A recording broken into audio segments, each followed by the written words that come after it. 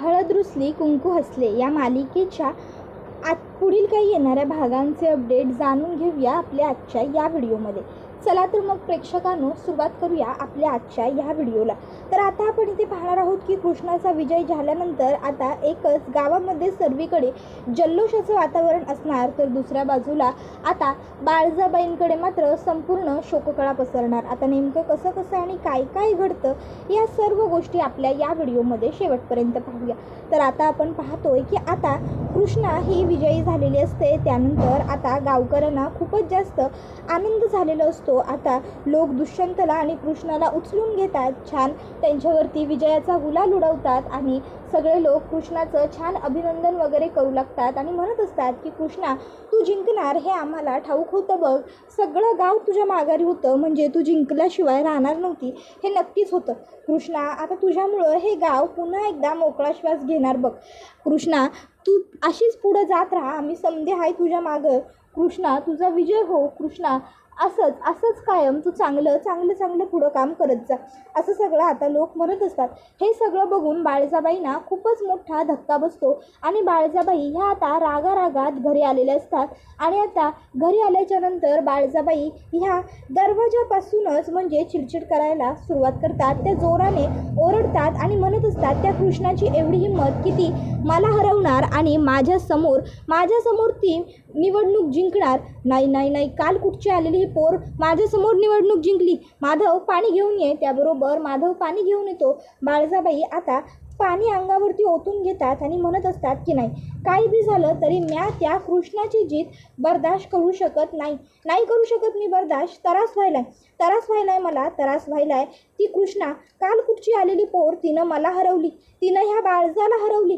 कसं शक्य आहे हे, असं सगळं आता बाळजाबाई इकडे बोलत असतात. कृष्णाने हरवल्याचा परिणाम बाळजाबाईंच्या मनावरच नाही तर मेंदूवर सुद्धा झालेला असतो. त्यानंतर मग इकडे बाळजाबाई म्हणत असतात की आता बाद झालं, आता मी सोडणार नाही त्या कृष्णेला, नाही जर तिचा जीव घेतला तर मी सुद्धा नावाची बाळजा नाही असं त्या जोरात ओरडतात. त्यानंतर मग आता बाळजाबाई जयकांतला बोलवतात आणि जयकांतची कॉलर पकडत म्हणत असतात, जयकांत काय सांगितलं होतं तुला, चारी लक्ष ठेव, सगळीकडे व्यवस्थित सोय कर, लोकांची सोय कर, लोकांना खायला प्यायला घाल. सांगितलं होतं की नाही तुला? सांगितलं होतं ना, निवडणुकीच्या टायमात जेवढा पैसा लागेल तेवढा पैसा होत, सांगितलं होतं. तरी सुद्धा हे असं कसं काय झालं? ती कृष्णा निवडून आली आणि आम्ही निवडून आलो नाही, कसं शक्य आहे? जयकांत काय विचारायलो म्या, उत्तर दे. जयकांत आता काहीच बोलत नसतो. मग बाळजाबाई जयकांतवरती आता हात उघडायला पुन्हा एकदा हात उचलतात. त्यावेळी मग मात्र आता मैनावती मध्ये पडते आणि म्हणते, बास बाळजाबाई थांबा.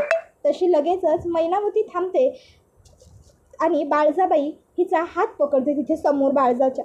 त्यावर मग बाळजा ही मैनावतीला म्हणते, मैनावती बाजूला हो, माझ्यासमोर थांबू नगस, नाहीतर म्या तुझं काय करीन हे मला सांगता येणार नाही. मैनावती तिचा हात जोरात खाली ढकलते आणि म्हणते, बास आत्ता पवतर लय सण केलं, पण आता माझ्या लेकावर हात उगारायचा नाही तुम्ही. त्यावर बाळजाबाई म्हणते, तुझी एवढी हिंमत की तू मला अडवणार, स्वतःची लायकी विसरलीस की काय? माझ्यासमोर उभं राहण्याची तुझी पात्रता नाही. काल परवापर्यंत माझ्यासमोर तोंड उघडत नव्हतं आणि आज मला शिकवणार होय तू माझ्या लेकावर हात उगारायचा नाही म्हणून? तुझ्या लेकामुळं आज काय घडलंय ते बघायलाच नवं. त्यावर मग मैनावती लगेचच बाळजाबाईंना म्हणते, एक मिनिट बास, उगा माझ्या लेकराला दोष देऊ नका. ह्या समध्यात माझ्या लेकराची काही एक चूक नाही आहे. त्यानं तुम्ही सांगितलेलं काम हे चोखच केलेलं आहे. आता गावात जर तुम्हीच आत्ता पवतर लोकांनी एवढा त्रास दिला होतात की लोक तुम्हासनी मतं द्यायला तयारच नव्हती, तर त्याला माझं लेक तरी काय करणार हो? आणि मतदानाचं जे काय प्रोसेस असतं ते गुपित असतं, त्यामुळं ते तिकडं कुणाला मत दिलं हे तर माझा लोक बाहेर नाही ना काढू शकत. मग उगाच इकडनं यायचं माझ्या लेकावर हात उगारायचा बाद झाला. आता पुण्यांदा जर माझ्या लेकावर हात उगारलात की नाही बाळजाबाई, तर याद राखा तुमची गाठ माझ्याशी आहे.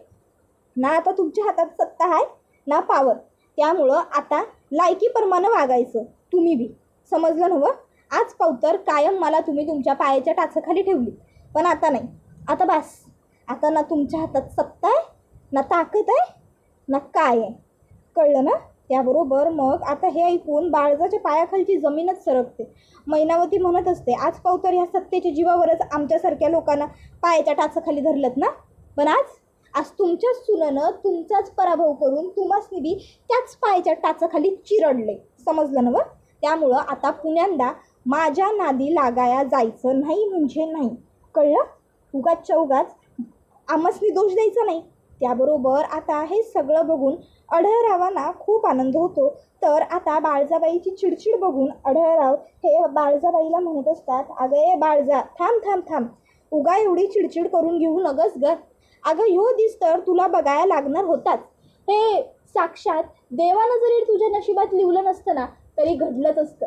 कारण कृष्णा ही जिंकणारच होती हे अख्ख्या गावाला माहीत होतं. फक्त तुझाच काय तो भ्रम होता की ही निवडणूक तू जिंकणार म्हणून. अगं विचार कर की आज पावतर ज्या गावाला तू त्रास दिलास, ज्या गावाला तू सुरुंग लावायला निघाली होतीस, ती गावकरी तुला निवडून आणत्यात. आणि ज्या कृष्णीनं त्या गावकऱ्यासनी अगदी स्वतःच्या घरातल्यांप्रमाणे जीव लावला होता, स्वतःच्या सख्यांसारखी ती त्यांच्या अडीअडचणीला धावून जायची, ते गावकरी त्या कृष्णीला मतदान करणार नाहीत असं वाटलं होतं वे तुला? हां बाळजा, आत्तापर्यंत तू लई अन्याय केलास, लई मनमानी केलीस, लई माज केलास, पण आता तुझा माज जिरवणार. आणि ती बी माझी सून, आहा हा हा, आपली सून कृष्णा. कृष्णा सौभाग्यवती कृष्णा दुष्यंत रांगडे पाटील जिरवणार, समजलं ना? आज पावतर रांगडे पाटलांच्या नावावर तू लई काय काय केलंस, फ्रॉड केलेस, काळा पैसा गोळा केलास, लोकांना लुबाडलंस, पण आज कृष्णा तुला दाखवून देईल की खरे रांगडे पाटील नक्की काय आहेत ते. त्याबरोबर मग बाळजा म्हणत असते, ओ बास करा, उगाचच्या उगाच तुमच्या त्या सुनेच्या कौतिकाची टिमकी माझ्यासमोर वाजवू नका. नक्कीच काहीतरी गफलत झाली असणार मतमोजणीमध्ये, म्हणून ती कृष्णा निवडून आली, नाहीतर ती निवडून येणं बाप जन्मात शक्य नव्हतं. त्याबरोबर आढळराव म्हणत असतात, अगं आता तुझा विश्वास पटना झालाय म्हणून तू काय बी बोल, पर कृष्णा जिंकल्या आणि ती निवडून बी आल्या ही हकीकत आहे. काळ्या दगडावरची पांढरी रेघ आहे. आणि काय बी झालं आणि किती बी झालं तरी कोणी बी ही हकीकत बदलू शकत नाही की कृष्णा दुष्यंत रांगडे पाटलांच्या घराण्याची सून निवडणुकीत जिंकून आल्या, समजलं नवं? तर दुसऱ्या बाजूला इकडे आता दुष्यंत जो आहे तो कृष्णाला म्हणत असतो, कृष्णा बघ, मी म्हटलं होतं ना तुला, आपली बाजू सत्याची आहे आणि आपण जिंकणारच. तुला उगाचच्या उगाच काळजी वाटत होती आपण जिंकू की हारू. मी म्हटलं होतं की माझी बायको जिंकणार आणि मला विश्वास आहे. आणि बघ माझी बायको, तू जिंकलीस कृष्णा, जिंकलीस. खरंच कृष्णा तू ग्रेट आहेस, म्हणजे तू करून दाखवलंस. त्याबरोबर आता कृष्णा हिच्या डोळ्यात अश्रू असतात. दुष्यंत म्हणतो, कृष्णा, अगं ही वेळ आता रडायची नाही तर लढायची, ही वेळ आनंद साजरा करण्याची. बघ आज संपूर्ण गावाने दाखवून दिलंय की तू ह्या सगळ्याच्या लायक आहेस. त्यावेळी कृष्णा लगेचच येते आणि दुष्यंतला घट्ट मिठी मारते. आणि मग आता दुष्यंत हा तिला सावरत म्हणतो, आता रडायचं नाही, आता ह्या गावाच्या भल्याचा विचार करायचा, ह्या गावाला आपल्या मुलाप्रमाणे जपायचं आणि याच्या भल्याचा, याच्या प्रगतीचा विचार करायचा. ज्याप्रमाणे एक आई आपल्या मुलाला उत्तमातलं उत्तम सगळं देण्याचा प्रयत्न करते ना, तसंच आपण ह्या गावालाही उत्तमातलं उत्तम सगळं द्यायचं. 5 वर्षात आपण आपल्या गावाचा पाक कायापालट करून टाकायचं. तर दुसऱ्या बाजूला आता समर हा निकाल लागल्याबरोबर धावत पळत त्याच्या घरी येतो आणि त्याच्या आईला सांगतो की आई, अगं निकाल लागला आणि कृष्णा निवडणुकीत जिंकली. बाळजाबाईंना चितपात करून बाळजाबाईंच्या नाकावर टिचून कृष्णानं खुर्ची पटकावली. आई मला लई म्हणजे लई खुश आहे. अगं आता आपल्याला आपला हक्क, आपले अधिकार, आपली संपत्ती मिळवण्यापासून कोणी बी नाही अडवू शकत. अगं जर आता कृष्णा निवडणूक जिंकली म्हणल्यावर आता ती त्या बाळजाला काही सोडत नाही. आता ती त्या बाळजाला बरोबर तिची लायकी दाखवणार आणि तिला घरातनं बाहेरसुद्धा घालवणार. एकदा का त्या बाळजाची हक्कलपट्टी कृष्णानं वाड्याबाहेर केली की मग वाड्यावरती आपण दोघांनी जायचं आणि आपण कायमचं त्या वाड्यावरती राहायचं. मग त्या वाड्यावरती आहे पुन्हा एकदा पूर्वीसारखं तुझं राज्य, तिथं तुझा कारभार चालणार. मालकीनीप्रमाणे आज पावतर जशी ती बाळजा त्या घरात वावरत होती, तिचा अधिकार नसताना तशी तू वावरणार. आहे म्या लई म्हणजे लई खुश आहे, काय सांगू तुला, मला केवढं भारी वाटायलं आहे कृष्णा निवडणूक जिंकल्यामुळं, खरंच. त्याबरोबर मग आता त्या ठिकाणी आढळरावसुद्धा पेढे घेऊन पोहोचतात. आता आढळरावांना बघून लगेचच इकडे पटकन आता समर म्हणतो या या या बसा अढळराव. त्याबरोबर अढळराव म्हणतात तुला कळलं का अनुसय, अगं आपली कृष्णा जिंकली. त्याबरोबर मग अनुसया म्हणते अहो होय, ह्यो समर पण तेच सांगत आलं. आता कृष्णा जिंकली म्हणजे सत्ता आणि सत्ताधीश दोन्ही बी आपल्याच बाजूनं की. त्यावर अढळराव म्हणतात चुकलीस चुकलीस अनुसया, तू चुकलीस. कृष्णा ह्या विचाराची आणि अशा बुद्धीची नाही आहे. कृष्णा नेहमी सत्याच्या बाजूनं आणि न्यायाच्या बाजूनं बोलणारी पोर आहे. अगं तू तिची सावत्र सासू आहेस हे तिला कळलं तरी बी तिनं काय विचार केला, तिनं सत्य राखण्याचा विचार केला. तिनं तुझी साथ देण्याचा निर्णय घेतला. कशापायी? कारण तुमच्या बाबतीत जे काही घडलं होतं ते समजा चुकीचं होतं ह्यासाठी घेतला ना. मग तू ह्यो विचार करू नकोस की कृष्णा आपल्या घरातली आहे, सत्ताधीश घरातला आहे म्हणजे सत्ता आपल्या हातात आहे. ते तर बाळजाचं डोकं होतं. आता कृष्णा त्या विचारांची पोर नाही आहे. कृष्णा ही न्यायाच्या बाजूनं सत्याच्या बाजूनं लढणारी पोर आहे. बघशीलच आता ह्या काही महिन्यातच गावामध्ये अशा काय गोष्टी घडतील की नाही की कुणी लोकांनी विचार बी केला नसेल अशा. बघ आता समज कसं भलं होईल ते गावाचं. त्याबरोबर इकडे आता दुसऱ्या बाजूला पुढे आता जी कृष्णाची आई म्हणजे सावित्री आहे तिच्यापर्यंत सुद्धा ही गोष्ट पोहोचते की कृष्णा निवडणुकीत जिंकलेली आहे. आता सावित्रीला जेव्हा कळतं की कृष्णा जिंकली आहे, सावित्रीच्या तळपायाच्या मस्तकात जाते. तिला खूप मोठा धक्का बसतो आणि ती म्हणते काय, ती भिकारडी कृष्णी पुन्हा एकदा जिंकली? नाही नाही नाही, अरे देवा काय करायलायस काय तुला काय एवढी त्या भिकारडीची दया यायला? काय एवढा तू तिच्या पाठीशी उभा राहिलास? काय एवढा कनवाळू व्हायलायस र बाबा? अरे त्या पोरीनं आमचं आयुष्य उद्ध्वस्त केलं. त्या पोरीमुळं माझा धनी गेला. त्या पोरीमुळं माझ्या दोन्ही लेकींना बिना बापाचं जगावं लागलं. त्याच पोरीच्या पाठीशी तू एवढा कसा काय र उभा राहतोस? तू एवढा निष्ठुर का? एवढा कडक तू का? त्या कृष्णीला तू अद्दल का बरं घडू देत नाहीस देवा? मला खरंच काय बी कळना झालं आहे. नक्की तुझ्या मनामध्ये सुरू तरी काय हाय असं. आता सावित्री मोठ्यानं ओरडत असते. ती म्हणत असते देवा अरे का असं वागायलायस? का त्या कृष्णीच्या पाठीशी एवढा उभा राहिलास? आता सावित्री ही आक्रोश करत असते. खरं तर कृष्णा ही जिंकली आहे ही गोष्ट सावित्रीला पटलेली नसते आणि त्यामुळे सावित्री हा सर्व बाजार करत असते.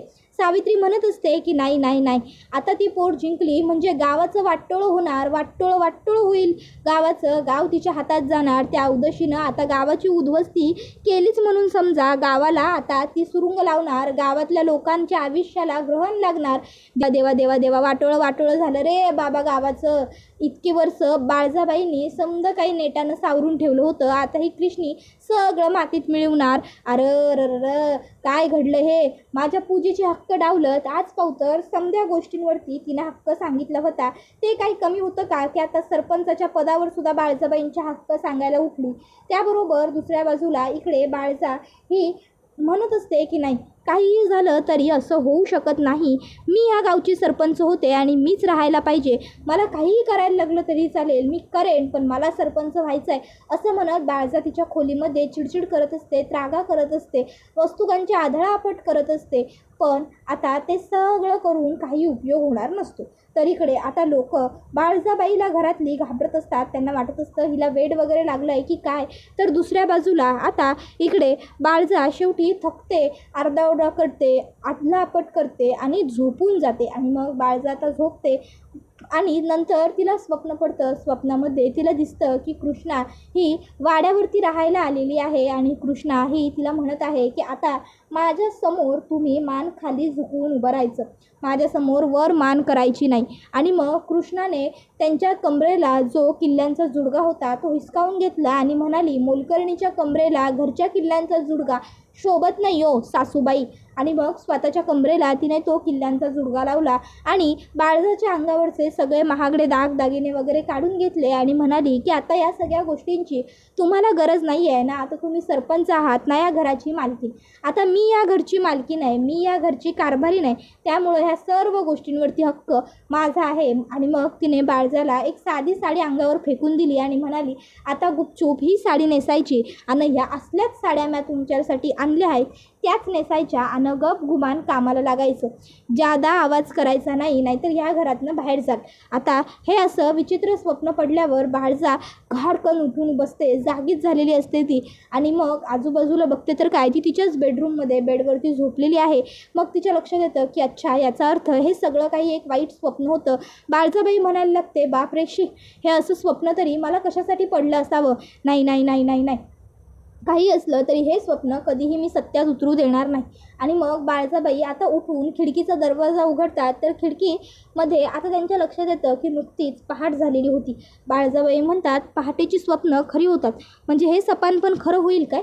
तर दुसऱ्या बाजूला इकडे आता आढळराव हे विचार करत असतात, खरंच म्हणजे अनुसया आणि समर किती चांगले आहेत. अनुसया आणि समरला कृष्णा निवडणूक जिंकली या गोष्टीचा किती जास्त आनंद झालेला आहे. सावत्र मुलासाठी, सावत्र भावासाठी किती प्रेम आहे अनुसया आणि समरच्या मनामध्ये. खरंच मला हे बघून खूप बरं वाटलं. याचा अर्थ काय, आता समर आणि दुष्यंत हे दोघंजणं भाऊ भाऊ म्हणून एकत्र राहू शकतात आणि ह्यांच्यामध्ये आता कधीही भांडण किंवा वाद होणार नाहीत संपत्तीवरनं, प्रॉपर्टीवरनं.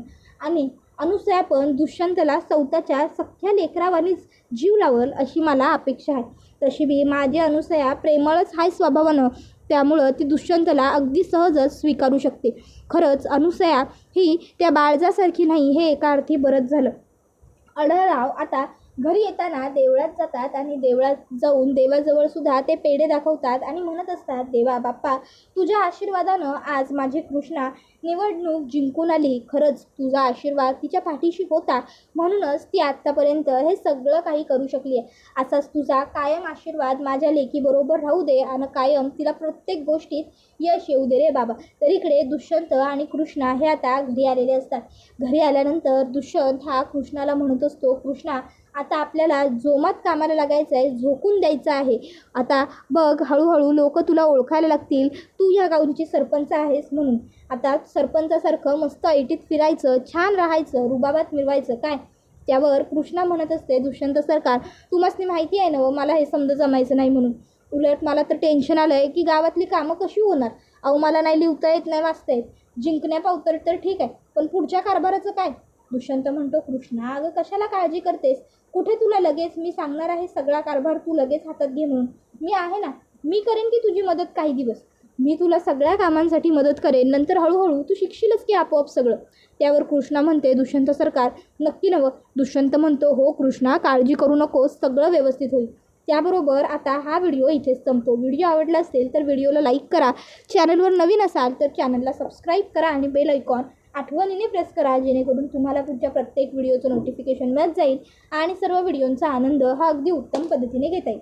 चला तर मग प्रेक्षकांनो, आजच्या पुरतं इथेच थांबूया. पुढचा व्हिडिओ येईपर्यंत या व्हिडिओचा छान पद्धतीने आनंद घेत राहा.